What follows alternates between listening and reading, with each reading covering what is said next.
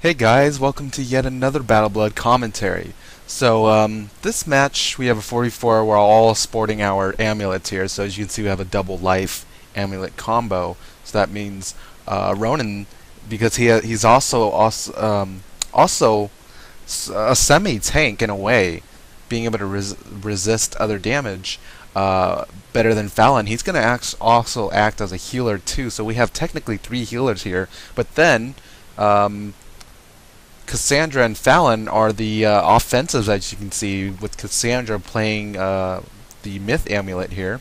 So she can go ahead and break shields, and we are in such a great position. If they put up tower shields, storm shields, or ice shields, and or blades, and stun shields, we're going to have a major advantage right here with Cassandra being at the very front. She can play as a Myth player or as a healer. So again, this is with Tristan. This is the last time that we got to fight against him. Again, if anyone knows anything about Tristan, or if Tristan's out there, send a message, and hopefully we can find him once again. And I mean, there are a bunch of familiar faces on the other side too, so this calls for a pretty exciting match. Let's see.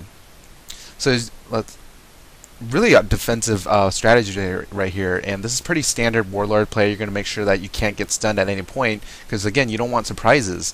And right there, Jessica Silverheart was trying to stun Cassandra, Ronan, and me, because Fallon did have one stun shield up at the time.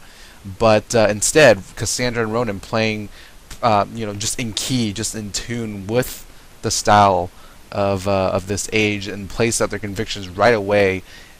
Expecting perhaps a stun to come from the other side, and that prevented them from stopping us entirely. So Ronan's going to go ahead and play a little offensively. He's going to make sure we can place up that weakness over on top of that entangle, in case Amanda Dreamstalker was going to cleanse that entangle off of Kieran right then and right there.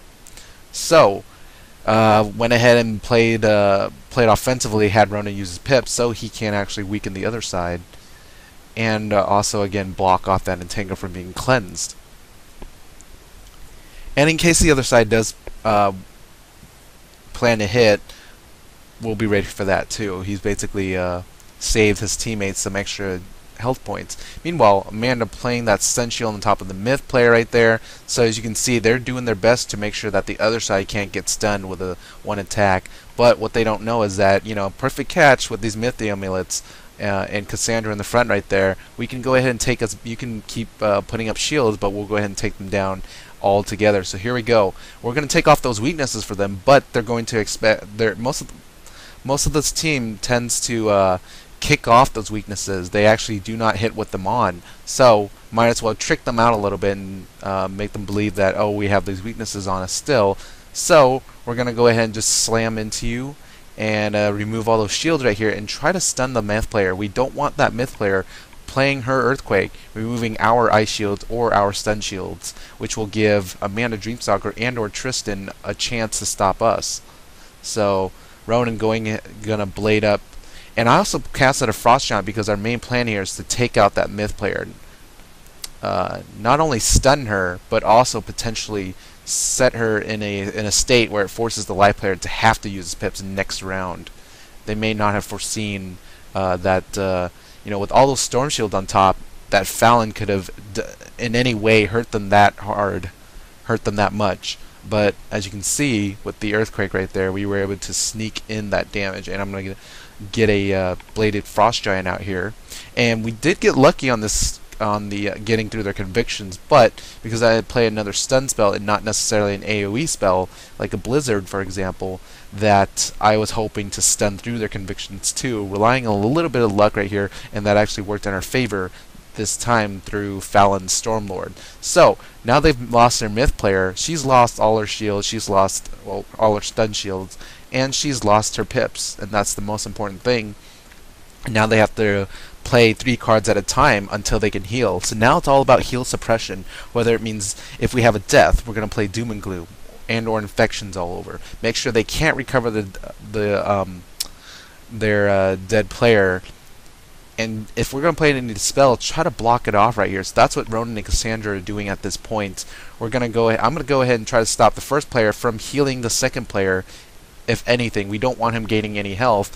And we're also going to play an entangle on Kieran to ensure he's not able to heal. The smoke screen is going to ensure that Amanda Dreamstalker, if she chooses to cleanse, cannot remove that entangle off of him. So let's see what he does at this point. Let's see what Kieran plays. I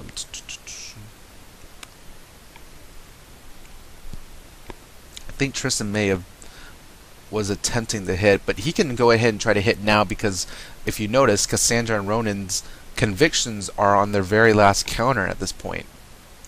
So Ronan's going to replace his, and I'm going to make sure, well, we're going to stop Tristan from hitting. We know that Amanda cannot stun us in an area, in an area attack. And we also don't want Tristan, supposedly he does carry Rebirth now. We don't want him to use that as well, not be able to Satyr. And here comes the cleanse on Kieran. So good play by Amanda Dreamstalker here, taking care of her ally, supporting her ally like that. But then here's the confusing part. Kieran, instead of using an area heal after that cleanse, decides to use a fairy or a pixie. So, you know, not exactly sure what went on there, and Tristan trying to stun us at that point but gets dispelled. So not able to stun Cassandra just yet, and I've got my conviction up, but I have my stun shield and whatnot. So Cassandra's going to try once again. We know that they do carry cleanses, so gonna suppress the heal once again. Let's see if Amanda cleanses him, but if she tries to, it's actually going to cleanse off the plague right there. So again, 3 times that I think about 3 times where we've used utility cards to actually block off any potential cleanses, and that's the main disadvantage right here for the other side, is that they've only got 1 player in front of their life player. Had we gone second, it would have been hard to cleanse Cassandra, but I'm also a secondary healer too, so easily I have 3 players in front of me. So as you can see, we have this we have a formation pretty much covered at this point. I mean, with a myth amulet in front of all players, and then a life amulet with a rebirth in the inventory at the very end, we pretty much have one another covered back and front. Now, let's see, yeah, Tristan's gonna go ahead and try to stun, but a stun shield, I don't remember who placed it on Cassandra, but basically whoever did played that very well.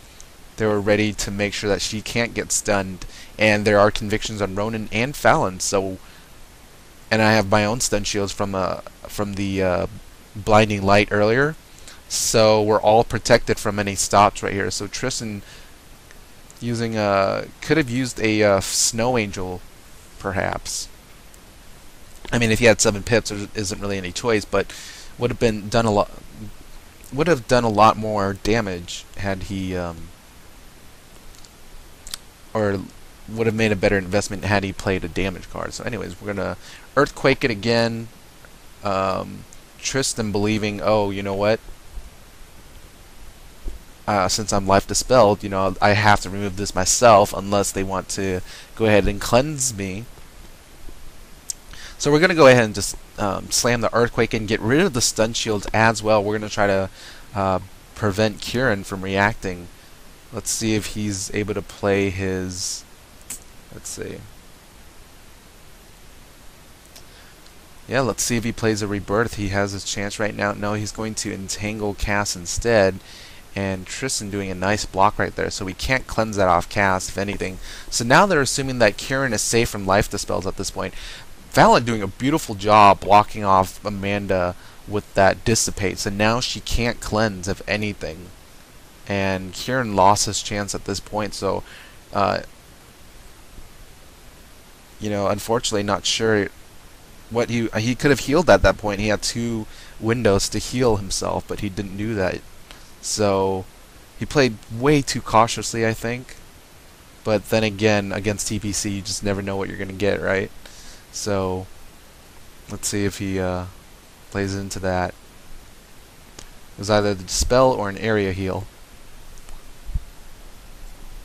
No, it was probably a dispel or so. So, or maybe a pixie of some sort. So, anyways, we're building our pits very heavily at this point. And so Fallon's going to go ahead and cleanse me. I believe I'm hitting now. Cassandra's going to go ahead and get rid of that plague and take use of that death shield she placed up for that empower so she can build up pips so she's ready to hit soon. Ronan's going to surprise him with the stun right there.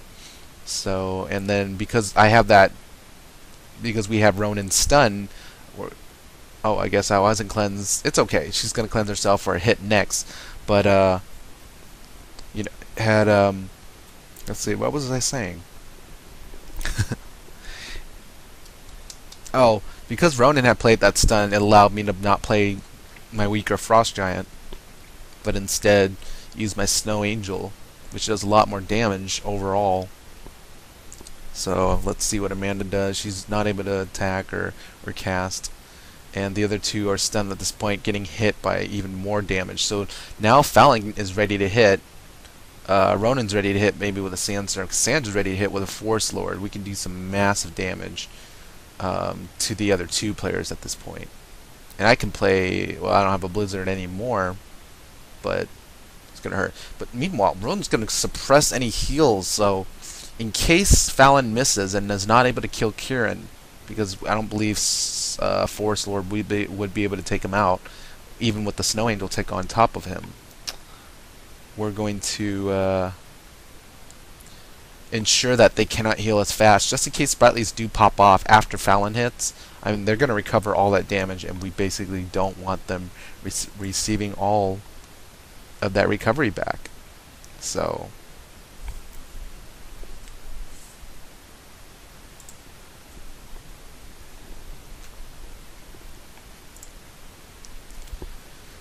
and this is one of those ways, I mean, with the amulets, you can end the matches pretty fast, but if you've got the Doom and Gloom, especially nowadays when it goes up to 75%, you can really stop games from lasting way too long, because not only does it suppress heals itself, but it makes sure those boosted Sprightlies, which can reach about 220 per tick nowadays, you can really suppress those. And it, you know, the less recovery for your enemies, the faster that it may lead you to victory.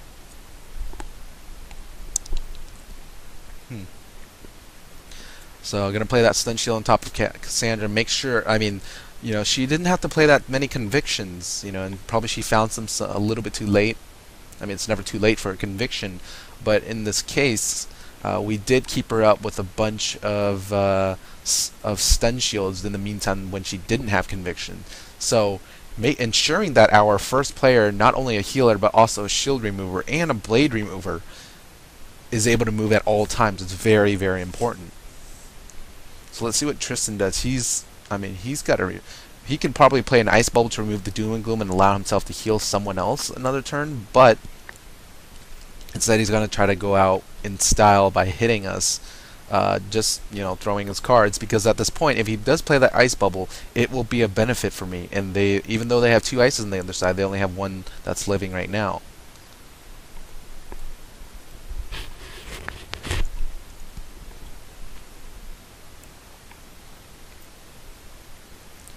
So I've noticed in the comments that some people have been asking for, you know, how is TPC going to react to Winter Tusk, to the new gear, to the new spells? Well, again, we have a workshop this Saturday. So today, because I believe I'm going to upload this video the day before, on Friday, so this video should be ready at 2:30 p.m. Pacific time. Go to the Ice Tower.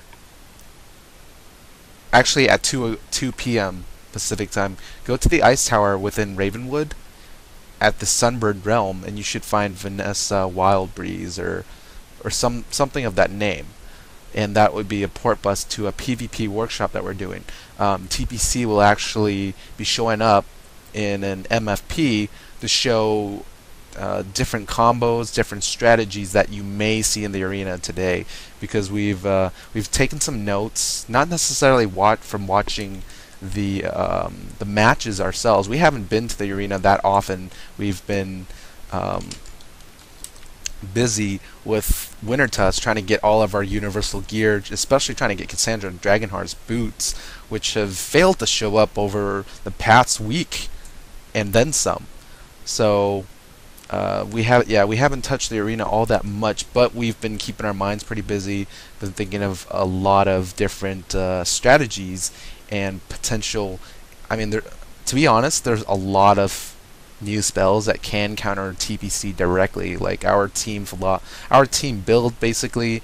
I honestly kind of fear it a bit if other players find out a way to actually use the cards correctly and combo effectively. But so I won't be sharing that all that much. But I'm pretty sure even if there's a combo even if there's a counter to us, we'll find a counter, or we'll find an anti-counter eventually, or at least just have to play a different way. So then if certain decks are built to counter us, it won't counter other teams, and therefore it won't counter the new decks that we have or the new combos.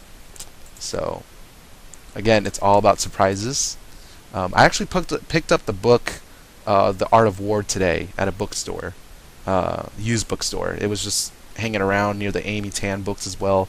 And I figured, Wolf Tamer recommended this book, and I've always been curious in seeing how it works. So picked it up, and I'm liking it so far. You can apply it not only to fighting battles between PvP right here, 4-on-4, but you can actually apply it whether you're leading an army or you're dealing with just one other person. So I like it so far. Anyways, back to the game. Well, there's really not much to say here other than Tristan being once again the last one standing. He's doing that a lot. So I guess we'll go back to Wintertusk.